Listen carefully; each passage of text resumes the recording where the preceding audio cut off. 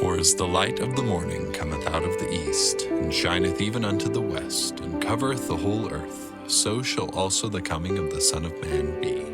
Therefore sanctify yourselves, that your minds become single to God, and the days will come that you shall see him. For he will unveil his face unto you, and it shall be in his own time, and in his own way, and according to his own will. This is Unveiling Jesus Christ. Hello, and welcome to this podcast on Unveiling Jesus Christ.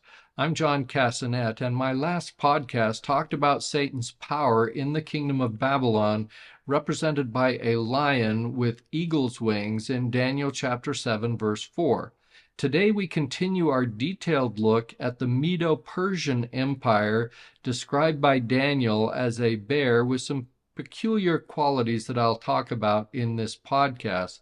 For the nutshell version of this podcast, you can check out section 134 in my book that you can get more information about on my website at Unveiling Jesus Christ. So let's begin with Cyrus, the king of the Medo-Persian Empire.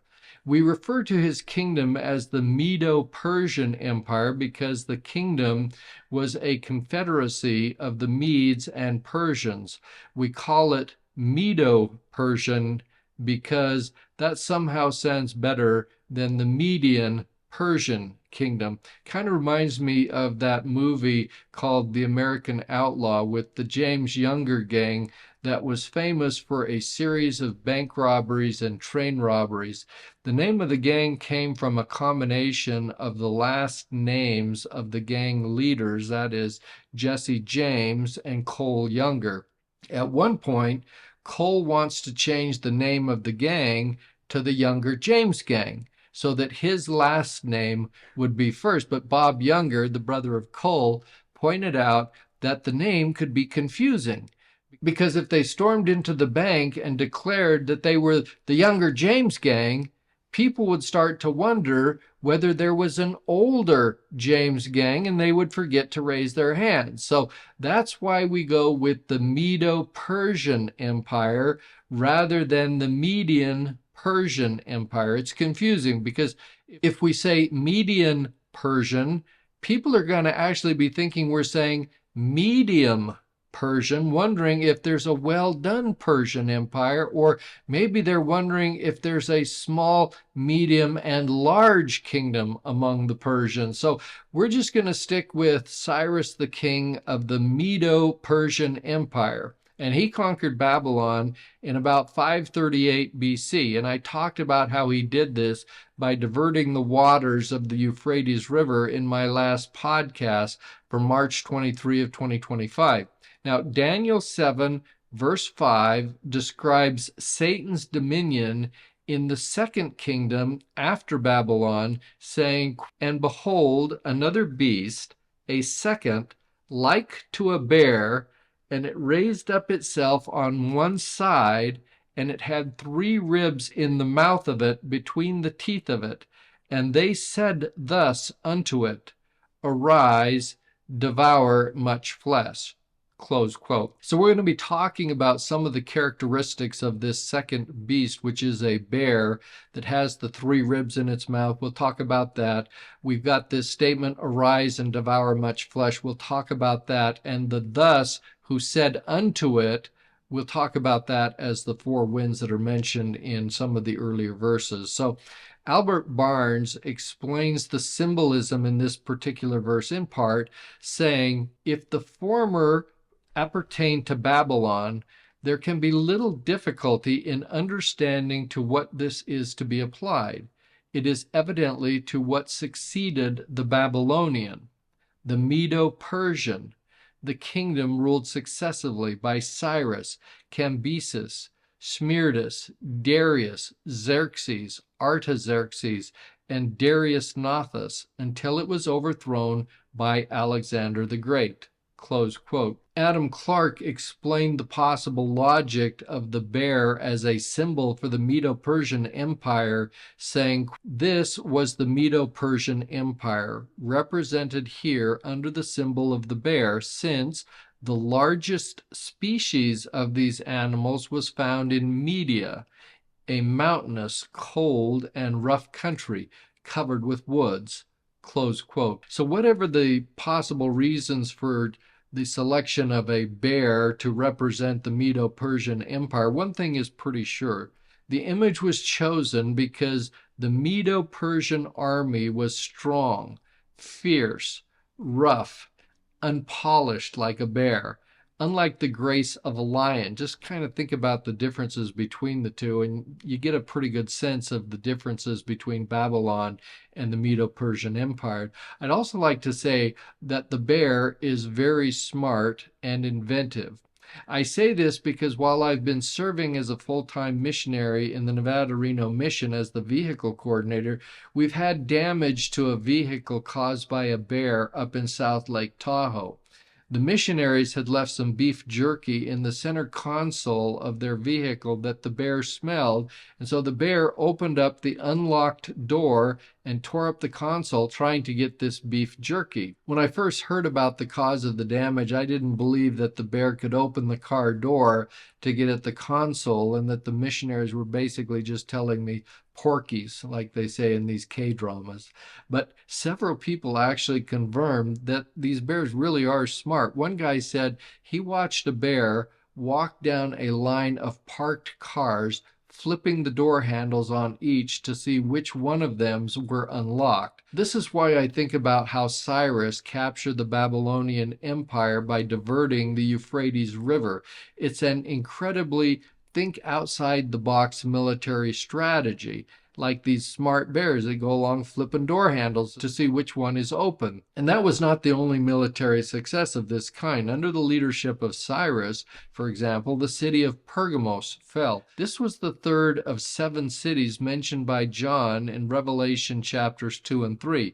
And Pergamos is mentioned specifically in Revelations 2, verses 12 through 17. So Cyrus also defeated the city of Pergamos when his men scaled a defenseless wall that was largely unprotected because no one thought it could be climbed, yet the men of Cyrus did it. And so they're these kind of smart and inventive people, like bears are smart and inventive, breaking into missionary vehicles. So bears are also particularly vicious and destructive when provoked by hunger or threats to their cubs. Albert Barnes commented on these characteristics, saying, "The bear is noted as especially fierce when hungry or when robbed of its whelps." Jerome remarks, "It is said by those who have studied the nature of wild beasts that none among them is more ferocious than the bear when deprived of its young or when hungry. The characteristics of the kingdom, therefore, that would be denoted by the bear would be ferocity, roughness, fierceness in war, especially when provoked," close quote. So let's turn now to some of this other prophetic imagery in Daniel chapter 7, verse 5, where the 4 winds, representing God's power, commands the Medo-Persian bear to arise and devour much flesh. This empire did that with unrestrained cruelty. So once again, we kind of see that God remains in control in these political kingdoms in opposition to and as a restraint or release of Satan's power. John Walvoord spoke of this, saying, "The bear was told to devour flesh.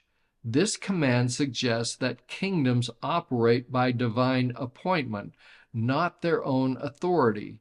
In devouring other kingdoms and extending its territory into a vast empire, the bear was fulfilling God's purpose." Close quote. Thomas Coke wrote in 1803 that this second bear is the kingdom of the Medes and Persians, and the largest bears were found in Media, a mountainous, rough, cold country covered with woods.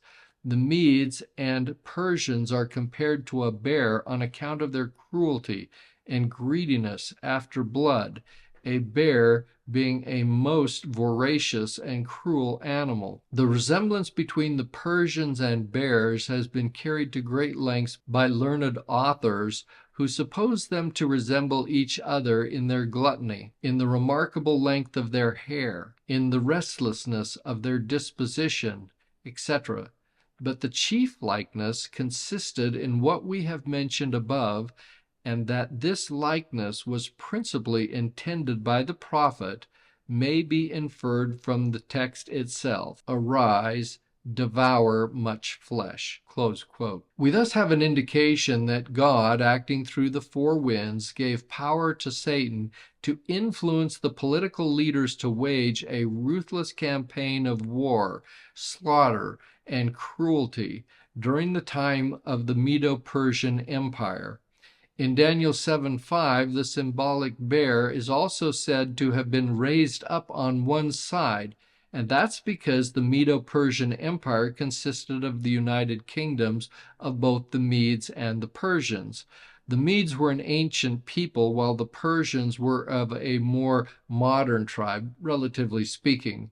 Media rose to great power and expanded its territories, but it did not long exist and never rose to ancient empire status. Easton's Illustrated Bible Dictionary explains this, saying, Media now rose to a place of great power, vastly extending its boundaries, but it did not long exist as an independent kingdom. It rose with Cyaxares, its first king, and passed away with him. For during the reign of his son and successor, Astyages, the Persians waged war against the Medes and conquered them, the two nations being united under one monarch, Cyrus the Persian, in 558 BC. The geopolitical connection between the Medes and Persians is described in a little bit more detail by David Galbraith, who said that Cyrus II, who ruled from 538 through 529 BC, had united the Persians and the Medes to form the greatest empire ever known to that point in history of the ancient Near East. The two kingdoms, Media in the north and Persia in the south, together occupied the 1 million square miles of the Iranian plateau. The core of the Persian homeland extended from the Tigris River on the west, the Persian Gulf on the south, the Indus Valley on the east, and the Armenian Mountains and Caspian Sea on the north. The dominions of the Persian Empire, also called the Achaemenid Empire, eventually extended from the Indus Valley in the east to Ethiopia in the southwest and Macedonia in the northwest. Close quote. While this empire was a confederacy of the Medes and Persians, the Persian part of the kingdom was the stronger of the two. This is reflected by the imagery that Daniel saw long before the Mede-Persian Empire came on the scene. He saw the downfall of Babylon and the rise of this bear raised up on one side, in perfect description of the Medes and the Persians. Jameson, Fawcett, and Brown explains the bear imagery in a little bit more detail by saying, the idea then would be it lay on one of its forefeet and stood up on the other, a figure still to be seen on one of the stones of Babylon, denoting a kingdom that had been at rest but is now rousing itself for conquest. Media is the lower side, passiveness. Persia, the upper active element.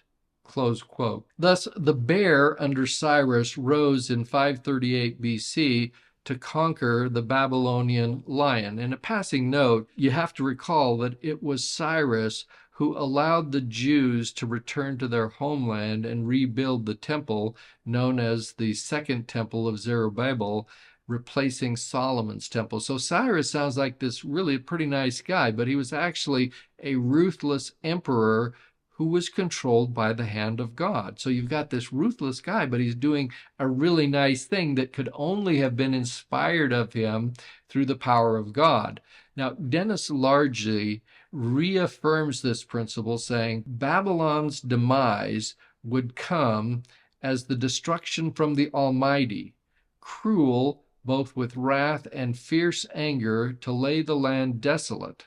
The agents of the fall of ancient Babylon were invaders from Persia, who in 539 BC conquered Babylon and supplanted its international dominance with their own, close quote. Now let's turn to another characteristic of this Medo-Persian bear, who is described in Daniel 7:5 as having 3 ribs in its mouth.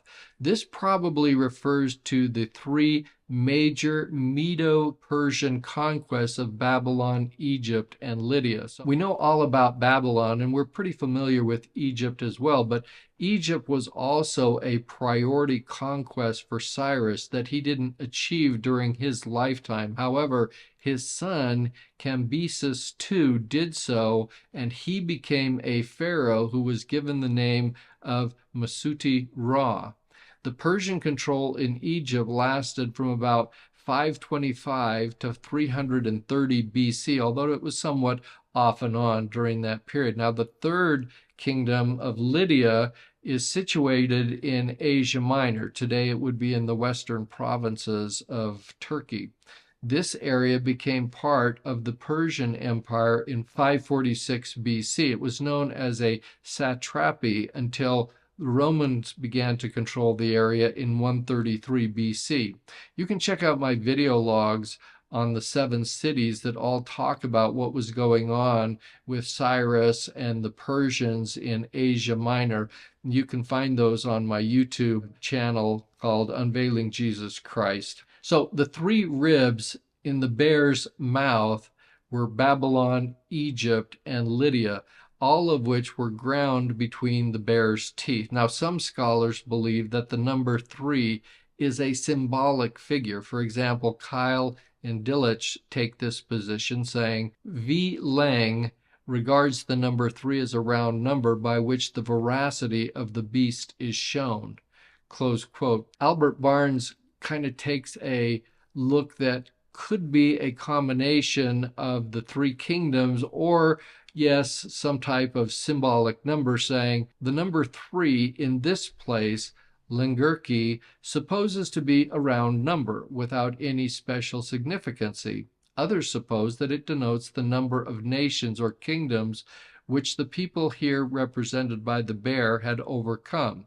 Perhaps this latter would be the more obvious idea as suggested by the symbol, but it is not necessary in order to a proper understanding of the symbol to press such a point too closely. It may not be certain that the number 3 is significant in the emblem, but it is possible that there may have been reference to the 3 kingdoms of Persia, Media, and Lydia that were actually under the dominion of Cyrus when the aggressive movement was made on Babylon, close quote. Now you can see here that his 3-kingdom system includes Persia, Media, and Lydia under Cyrus, whereas my conclusion is that we're talking about the Medo-Persian Empire and their conquest of Babylon, Egypt, and Lydia as 3 kingdoms. So as you can see, there's a little bit of question as to exactly what the symbolism of these 3 ribs are in the teeth of the bear. But I conclude that we're not talking about Persia and Media, because the Medo-Persia symbol is the bear. So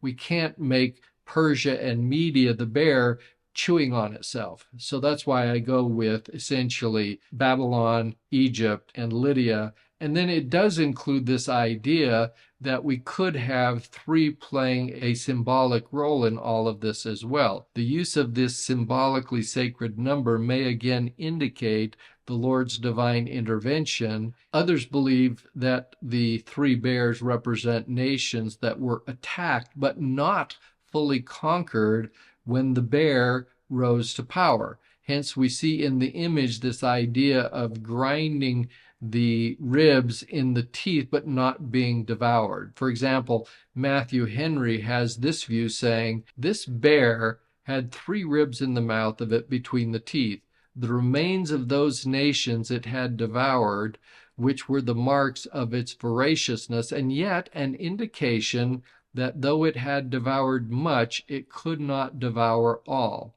Some ribs still stuck in the teeth of it, which it could not conquer. Close quote. Now that's kind of consistent, if you will, with this idea from the dream of Nebuchadnezzar, where we saw the head of gold and then we saw the breast of silver, meaning that the kingdom of the Medo-Persians was inferior to the Babylonian Empire. So that would be very consistent that Babylon being the head of gold, Medo-Persia followed as an inferior kingdom that had not been able to, if you will, devour all of the landmass and nations that were once under the control and dominion of ancient Babylon. By way of conclusion, whatever may be the meaning of the three ribs in the mouth of the bear, there can be no doubt that Daniel saw the conquest of the Medo-Persian Empire that rose as a world power after Babylon.